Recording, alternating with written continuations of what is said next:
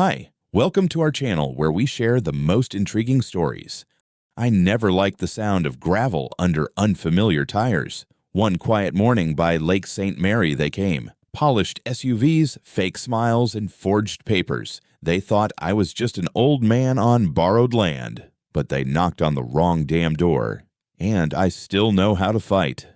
I never liked the sound of gravel crunching under unfamiliar tires. It was just past 8 on a Tuesday morning, and I was standing in the kitchen of my house by Lake St. Mary, pouring coffee into the same dented steel mug I'd used every day since retirement. The house was still half lit with morning haze, the lake stretching out silver blue beyond the porch. Fog was lifting from the tree line out back, and the only sounds were birds, wind, and the low ticking of the percolator. Then came the tires. I walked to the front window and pulled back the curtain with 2 fingers. A black SUV, polished like a funeral car, rolled right up to the edge of my gravel turnaround. 2 more vehicles followed, each of them large, corporate, and bearing a vinyl seal on the side door that I could read even from inside. Millwood Reserve HOA.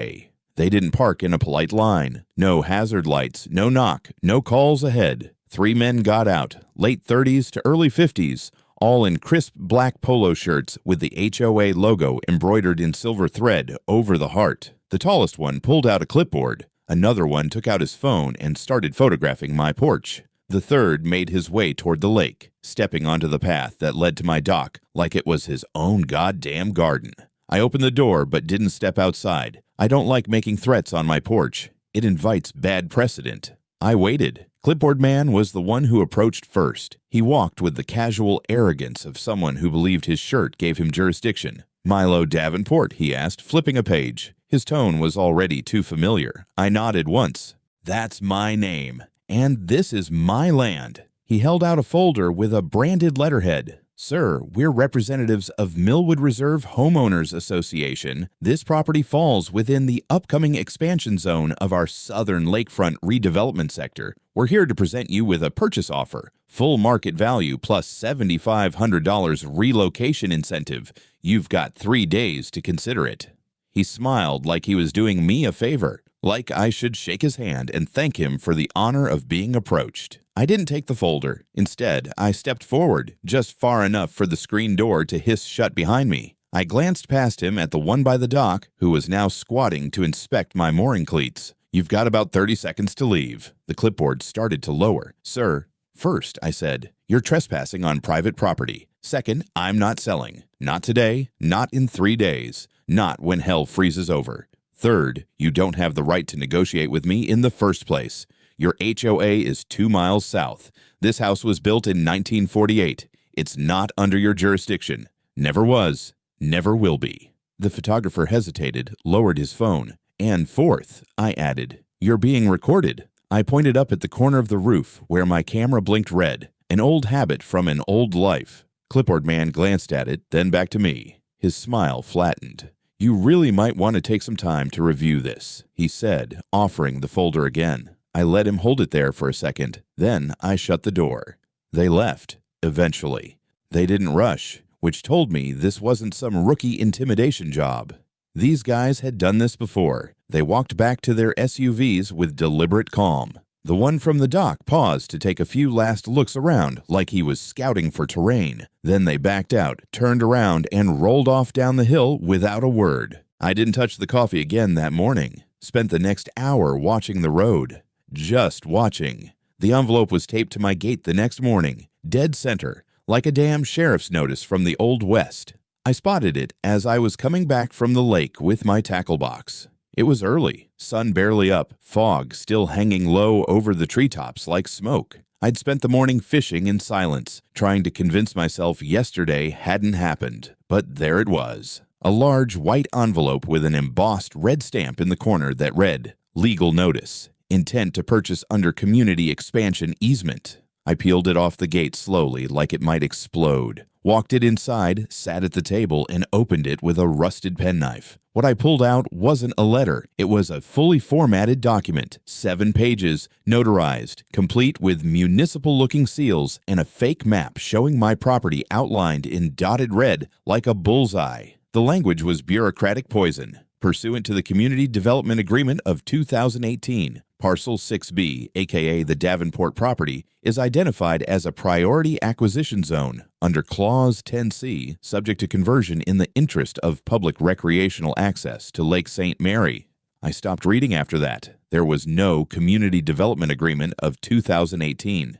Not in this county, not for this lake, and certainly not with my name on it. That was the kind of clause I'd seen before, back when I worked investigations with the state commission. Fake municipal agreements, cooked up easements, forged overlays on outdated maps. The oldest tricks in the developer's handbook. Except this time, they were playing them on me. I spread the pages out across the kitchen table, made copies, scanned them, logged timestamps.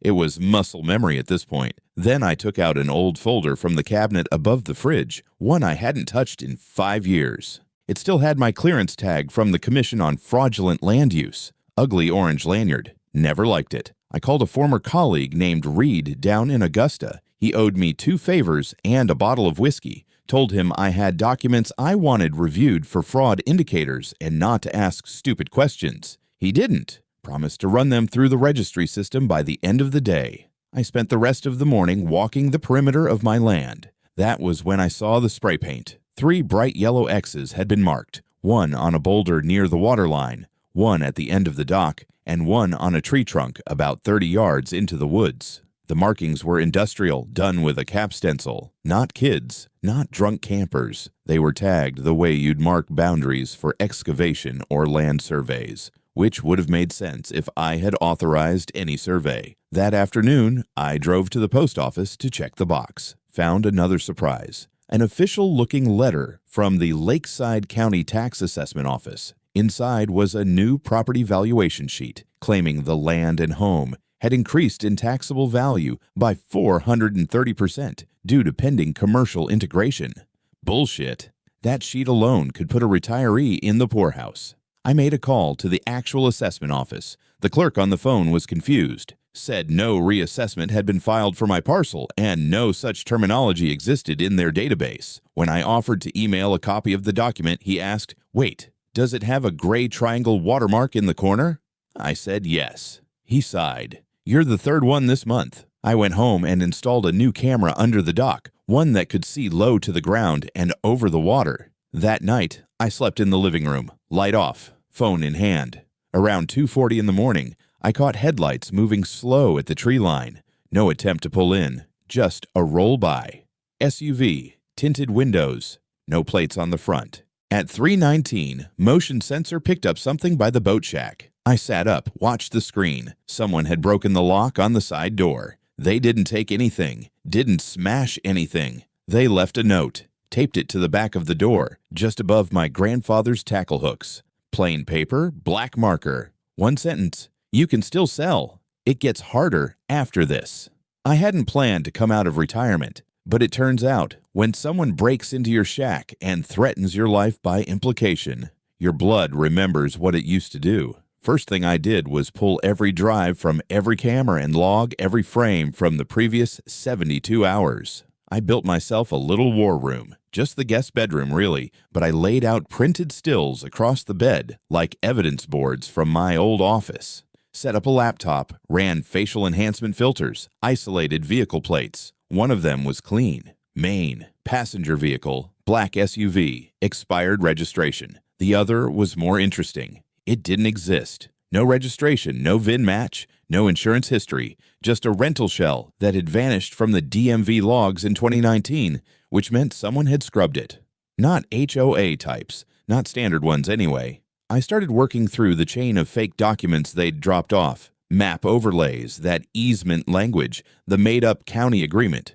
And it was like seeing an old script with new actors. I knew the cadence. I knew the damn font. They were using a modified template from a now-defunct California redevelopment firm I'd investigated 7 years ago, Blacktail Urban LLC. That firm had been shut down for filing 26 forged community integration easements across 5 counties. And someone here had dusted off their playbook. I called Reed again, this time with real heat in my voice. Told him to run cross-state license checks on the names listed in the Millwood HOA Expansion Fund paperwork. He didn't ask why. He'd seen me like this before. While I waited, I installed a second layer of cameras along the trail to the dock, motion-triggered and night vision capable. No more cute wide angles. I wanted eye-level shots. Then I took a drive to the address listed as the headquarters for the Millwood HOA Expansion Fund. It was a co-working space, one of those sleek little storefronts with pastel chairs and free espresso. Nobody at the front desk had heard of the fund. I asked to see the lease list. They said they couldn't share that. I told them it was a fraud investigation and offered my old state ID. That worked. The fund had leased a desk space for 3 months under the name MHF Holdings. The contact number was disconnected. The registered email bounced back. No mail delivery in the last month. It was a ghost shell, a legal coat rack for liability dodgers. That's when Reed called me back, the guy who'd handed me the offer at my porch. His name was Kyle Marin, ex-realtor, license revoked in Arizona for transactional coercion and falsification of easement documentation. His record read like a how-to manual on land grifting. The other man, the one who photographed my house, was Brady Ellison. No real estate license, but turns out he's the son of Millwood's vice president, listed officially as a volunteer for community outreach. That's HOA code for unpaid muscle. But the kicker? The third one, the one who inspected my dock, was a man named Ray Carpel, served 2 years for property fraud and criminal impersonation in upstate New York, arrested while pretending to be a zoning inspector for a fake Maritime Access Review Board. Yeah, that part got my attention. These weren't overzealous HOA reps. They were a freelance grab team cobbled together under the guise of association expansion, using fabricated paperwork and intimidation to force land transfers. My land, in this case. I printed every detail, made hard copies, dug up an old tape recorder and started narrating case notes aloud, just like I used to. Felt good in a grim sort of way. That night, I checked the new dock cameras. At 1:47 in the morning, headlights cut across the tree line again. Same SUV. This time it pulled onto the trail but didn't stop. Just crept forward until the front tires hit the gravel by my fire pit. The passenger door opened. Someone stepped out, walked toward the lake. They stood at the edge of my dock for almost 3 minutes. Didn't move. Just stared at the water like it might give them instructions. Then they turned around and disappeared into the woods. But I had the frame. Clear. Night vision lit. Face exposed. It was Carpel. And this time, he wasn't carrying a clipboard. It started with a knock I didn't expect. Friday morning, sky was overcast, lake flat like steel. I was on the porch sharpening a fillet knife when a white pickup truck pulled into the turnaround. Official markings on the door. Maine Department of Environmental Protection. 2 guys stepped out, one in state green, the other wearing a safety vest and carrying a clipboard. They didn't approach like the HOA crew. No swagger, but they had the same confidence of men following orders they didn't write. "Mr. Davenport?" the older one asked. "That's me." He flipped open the clipboard. "We've received a citizen complaint regarding potential chemical runoff from your property into Lake St. Mary, specifically pesticides and non-disclosed herbicides stored improperly near a waterline structure." I blinked. "That's bullshit.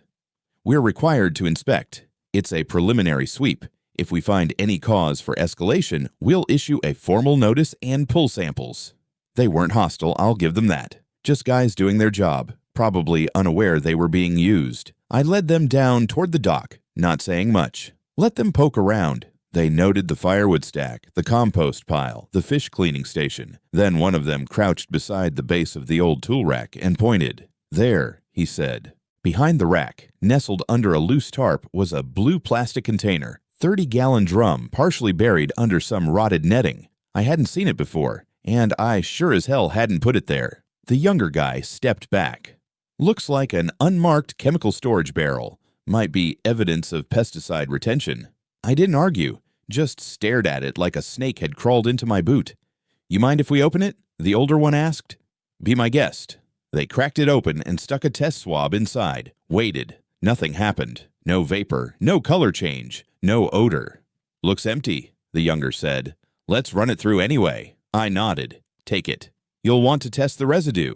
Also, do me a favor, check the bottom for scratches or transfer marks. If that barrel's been moved recently, it won't be clean." They gave me a look, like they weren't sure how I knew to ask that. After they left, I pulled the last 48 hours of footage from the new motion sensor by the dock, scanned frame by frame. Took me 2 hours to find it. At 4:37 a.m., a figure in a hoodie and gloves ducked behind the tool rack, rolled a barrel off a handcart, and pushed it into place. Didn't linger, didn't look around, just placed it like it belonged. But the camera caught one detail, a patch on the back of the hoodie, Millwood Reserve logo, not screen printed, embroidered, probably company merch. I sent the footage to Sandra Mills with a short message. They're escalating. Barrel was planted. Environmental team showed up an hour later. She replied within 10 minutes. I'm contacting a private lab. Don't talk to press. Don't respond to further visits. Let me handle the next move. While I waited, I got in touch with a guy I knew from back in Portland, ex-fire marshal who ran a side hustle testing industrial residues. Told him I needed a rush job. He drove up that afternoon, took his own samples from the dock and the surrounding soil. 3 hours later, I had results. The residue in the barrel matched commercial deforestation compounds, tree line clearance solvents, not pesticides, and not used anywhere on my land. It was the same mix used during lakefront clearing for developments, specifically the kind Millwood had used 2 years ago on their southern shoreline when they converted 7 lots into luxury rentals. Someone had brought that same chemical up here. Someone who knew it would trigger an inspection. Someone who knew the right words to write in an anonymous complaint. Meanwhile, my inbox pinged with a news alert. Environmental risk at lakefront property raises concern over aging home infrastructure. No byline, just local source. Same blog that ran puff pieces on Millwood HOA last fall. I printed it out and highlighted the last line. Some properties along the lake may require regulatory review in light of future public access concerns. That night, I stood on my dock with a flashlight, watching the water ripple under the moonlight. Not angry, not scared, just focused. They weren't just trying to buy me out anymore. They were trying to contaminate me into leaving. Sometimes the best way to beat snakes is to toss a mongoose into their den. That Saturday morning, I called Sandra and said, "Let's give them something to chew on." She didn't ask questions, just asked what flavor of bait I had in mind. I drafted the first version that night. A clean 2-page internal memo, complete with a forged HOA letterhead and some very official-sounding nonsense. A proposed strategic divestment agreement outlining the HOA's intent to sell parcels of reclaimed lakefront property to an international investment group, specifically a Chinese-backed development consortium. The language was technical, deliberately vague in some places, and pointed in others. A key line read, "Pending final acquisitions, all non-compliant parcels will be cleared for resale, contingent on multi-unit development approvals and foreign capital inflow projections." I ran the text through 2 rounds of edits, stripped all fingerprints, and built a metadata trail that made it look like the document had been saved and deleted 3 times on a local HOA board member's laptop. Sandra helped me bury it. We chose a local architectural blog, not big, but nosy, the kind that loved unconfirmed leaks and exclusive looks behind the curtain. We uploaded the file anonymously with a headline that practically wrote itself. Millwood HOA preparing lakefront sale to foreign developer. Internal memo raises questions. Then we waited. It took 9 hours. The post exploded, picked up by 2 other local outlets, including one that ran a weekly HOA gossip column. By midnight, Millwood's board chat room, yes, I had access, was on fire. I watched the messages roll in through a burner login from a retired HOA whistleblower who owed Sandra a few favors. Who the hell leaked this? We never discussed selling to any foreign group. Do not comment to the press. Is this Davenport's doing? My name popped up 6 times in the first 24 messages. I sat back and poured myself a scotch. Then it got better. Someone on the board, probably one of the new blood, one of those clean-cut spreadsheet nerds, scheduled an emergency meeting, the kind that didn't get written into the minutes. A few members didn't show. One sent a private email to the others, warning of legal exposure if the reclamation process continued. And just like that, the cracks began to show. The next day, I caught one of the HOA vice presidents, Dale Ingram, meeting privately with a lawyer at the Hilltop Diner 2 towns over. Dale looked pale, sweating. I didn't approach him, just watched from the booth, sipping burnt coffee. He was holding a folder with his wife's name on the tab. Probable liability protection. He was already trying to cut himself loose from the chain. Meanwhile, the blog where we'd posted the leak started getting comments. Some angry, some skeptical, but one comment in particular stood out. It was from a user called Shoreline Vigil. If this is true, there will be hell to pay. These people think they're above the law. Time to dig deeper. Start with MH Holdings. Follow the money. That name, MH Holdings, was the same shell company listed in the fake fund that had tried to buy my land, which meant at least one person out there was connecting the dots. Maybe a disgruntled board member, maybe someone smarter than average. Either way, our bait wasn't just swallowed, it had sent the predators into a panic. By Monday morning, I had a voicemail on my landline. Blocked number, no intro, just a gravelly voice. You keep throwing dirt, you're gonna choke on it yourself. Walk away, Mr. Davenport. I saved the recording. Then I backed up every file, every clip, every document to 3 separate encrypted drives. They wanted to dig in. Fine. Let them. They'd just grabbed the wrong damn shovel. His name was Justin Ridd, fresh out of law school, sharp as a tack, and just disillusioned enough to be useful. Sandra brought him in. Said he had a thing for justice and a grudge against old money HOA crooks after watching his aunt lose her home to a phony dues scandal in Oregon. He was young, but not green. Knew how to shut up, take notes, and keep a straight face in a room full of snakes. We made him a persona. Recent transplant from Boston, looking to get involved in community preservation. We padded his resume with just enough volunteer noise to seem real and had him submit an application to Millwood's new HOA engagement initiative. Apparently, Millwood was big on outreach. He got in within 48 hours. His first meeting was a Zoom call. Casual on the surface, talk of upcoming events, neighborhood watch rotations, shoreline beautification committees, but underneath the chatter were references to projected parcel transitions and realignment opportunities near the lake. Their language was always sanitized, never illegal, but if you listened closely, you could hear it. The quiet hum of predatory development masquerading as stewardship. Justin recorded every word. By his second week, they had him updating spreadsheets, sitting in on agenda reviews, and even drafting resident communications. Nothing sensitive, yet, but it was enough to place him in the room when certain topics came up. One night, he called me from his car, voice low. They're planning to mark 3 more properties this month. Not just you. 2 of your neighbors, Fletcher and the Mahone widow. They're already drawing up valuation sheets. He sent me a picture of the list. My name was at the top.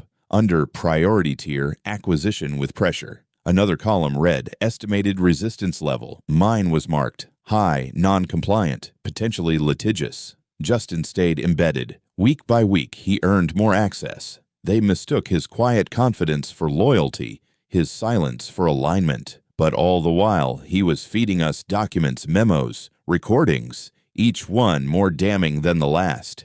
Then came the bombshell. He called one afternoon, sounding rattled, not scared, angry. I just heard them talking about fabricating a violation notice against you. Something about shoreline violations and unauthorized structural overhang. They know the dock is pre-code, but they want to create paperwork that says otherwise. They're drafting it now.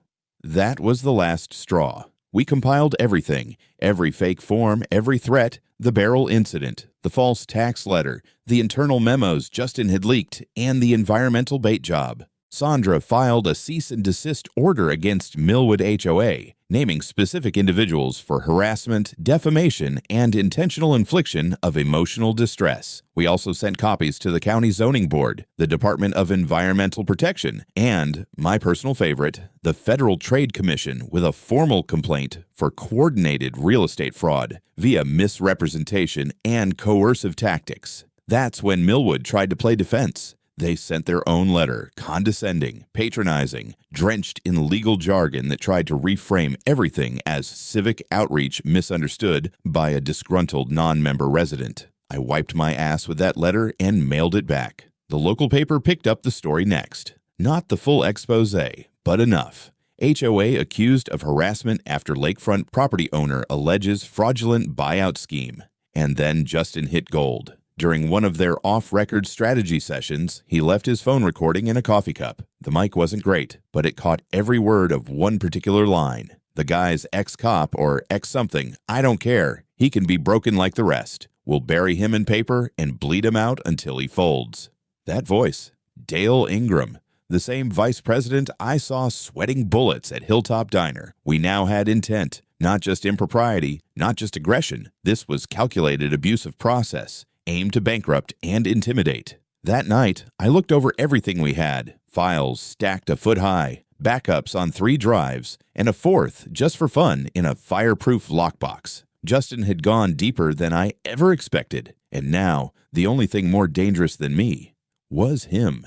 A smiling kid in a tie, standing inside their circle and setting fire to the house from the inside out. The courtroom smelled like bleach and bureaucracy. We filed suit on a Thursday morning. District Civil Court. 3 plaintiffs, myself, Harriet Fletcher, and Mary Mahone. 3 neighbors, 3 parcels, 1 shared enemy. Sandra filed the claim herself. 32 pages of meticulously crafted accusations, harassment, fraudulent representation, conspiracy to mislead under false easement doctrine, and targeted abuse of homeowners outside HOA jurisdiction. By noon, the clerk had already called us the Lakefront 3.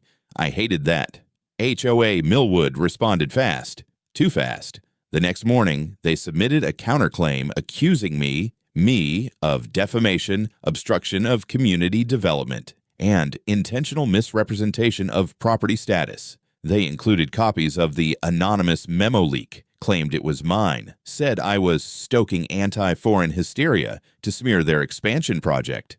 Cute. Sandra didn't even blink. This is good, she told me. Desperation always files first. We weren't just filing suit. We were dragging them into the light. Justin's material gave us everything we needed to get a preliminary hearing.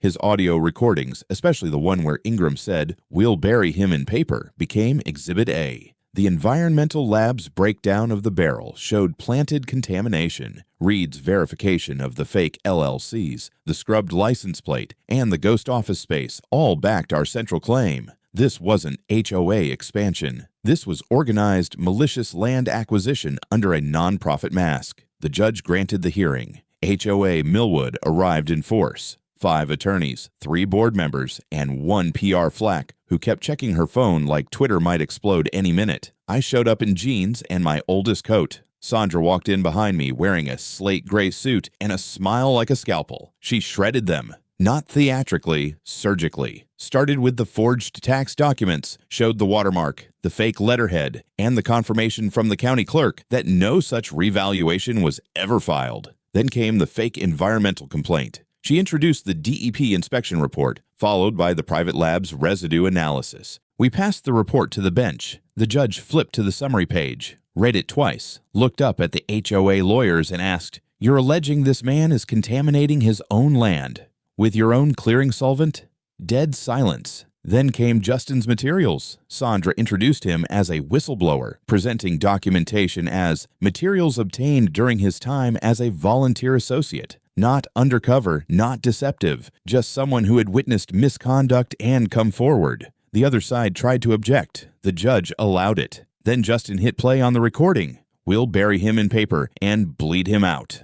Everyone in the courtroom heard it. Ingram's voice was clear as glass. The judge didn't even finish the hearing, recessed after 20 minutes, said the case exhibited substantial red flags, and would be referred to the Office of the Attorney General of Maine for review, as well as to federal oversight for land use and zoning fraud. That's when the story went national. The Portland Herald ran a Sunday cover with the headline, "HOA Mafia, Lakefront Scheme Exposed by Retired Investigator and Legal Team." Then the networks picked it up, NBC, local PBS affiliates, even a half-dead YouTube news channel that did deep dives on corrupt HOAs. I didn't care for the attention, but I knew it helped. With the publicity came pressure. State regulators launched an internal audit of HOA Millwood's last 10 land transactions. Zoning officials reopened 3 dormant complaints.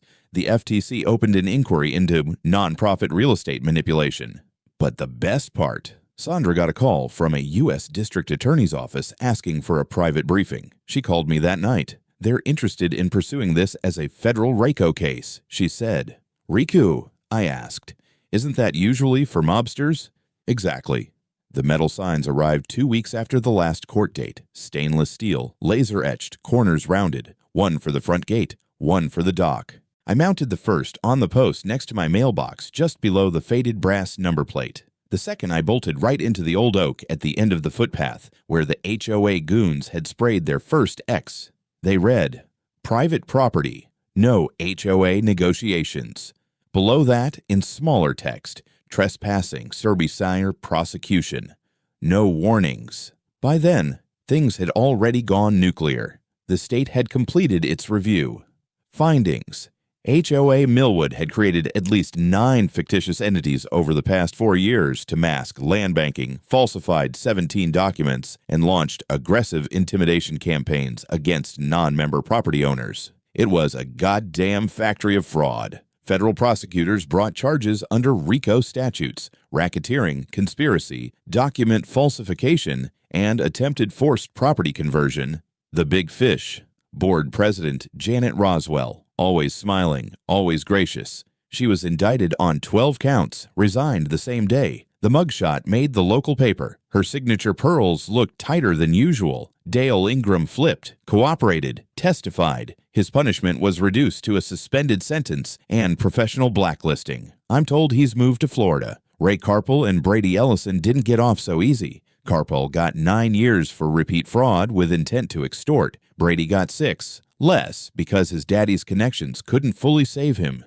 and more because the judge didn't like being lied to about volunteer status. As for the HOA itself, dissolved permanently, assets liquidated, pending redistribution, their legal fund rated to pay damages. Each of us, me, Harriet, Mary, got a settlement, $890,000, plus legal fees covered in full. That part felt good. But the real payoff? Peace. Not a single car had pulled down my road in weeks. The lake was quiet. The trees had started turning early, October gold and blood red scattered like paint on the ridge. I went back to fishing, rebuilt the dock steps myself, replaced the busted locks on the boat shack, even added a motion light, though no one had approached since. And Sandra. She came by once, sat on the porch with me, and drank coffee out of the second-best mugs in the house. Said she was headed out to Oregon next. A new case. Another HOA with too much power and not enough oversight. You always pick fights like this? I asked. She shrugged. Only the ones worth bleeding over.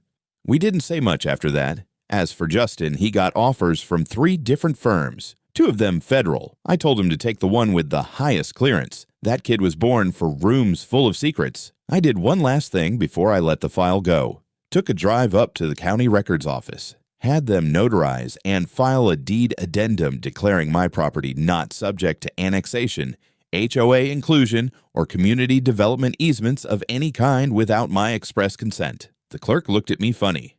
Planning to sell? She asked. I smiled. Hell no. On my way home, I passed a couple out walking their dog. They waved. I waved back. Not because I wanted to be friendly, but because I could finally do it on my own damn terms.